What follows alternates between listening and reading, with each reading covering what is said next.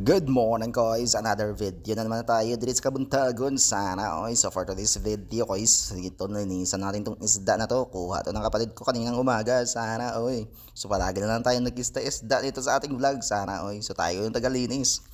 Tanggalin muna natin to sa may nylon guys, kasi bisa natin yung kukunin natin tong mga kaliskis nito. Sana so bago po ang lahat guys, kape na muna tayo.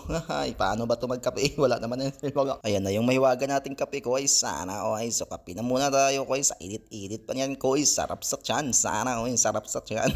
Medyo maaga pa kasi to guys. Sana so medyo maramig maganda yung panahon natin ngayon guys. Mainit pa kayo sa baga guys. Sana maganda yung panahon. Ang init naman nito mamaya guys. Syempre guys, pag may kape guys, may ano din tayo guys, partner guys. Akala ko panisa yun guys. So ito pa yan yung budbud na ano guys, balanghoy guys. Alam niyo ba yun? Sana hindi niyo alam kung sala kayo.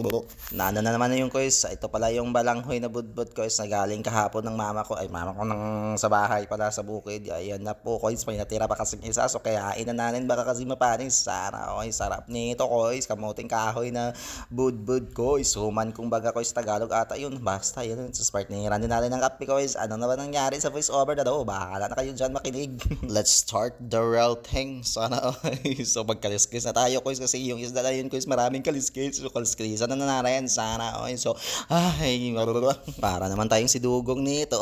Sana napakatigas naman ng kaliskis niyan guys. Sana so let's do the rumble talaga guys. Sana kaliskisan lang natin guys. Medyo ano pala talaga guys, matigas talaga yung kaliskis niyan guys. Ewan ko guys anong mga isda to guys, hindi ko alam yung pangalan ng mga isda nito. Kilalanin lang natin ito mamaya isa-isa guys. Sana ano ba kayo mga matangkalangong. Yan po yung mukha ng isda guys. Sana ano ba nga tawag ng isda na yan guys. Sana hindi ko kasi kilala guys, kasi ay alam mo naman guys nga taga bukid kami guys. Sana yun yung pangalawang isda guys. Yung mapula-pula guys, masarap to, paksiwin guys. Baka actually guys, paksiwin lang natin tong isda na to guys. After ilang minutes guys, natapos na rin tayo sa pagkaliskis guys. Sana so ginagaya na rin, tinggalan din natin yung mga hasang guys. Ano ba yung hasang sa girls? Ano ba yung Tagalog ng hasang? Basta yun na yun guys. Sana so gasan na muna natin guys. Sana kasi maraming kaliskis guys, pati sa mga damit natin guys, napunta yung mga kaliskis guys. Sana yung laki-laki pati. So break time muna guys, kape na muna tayo guys.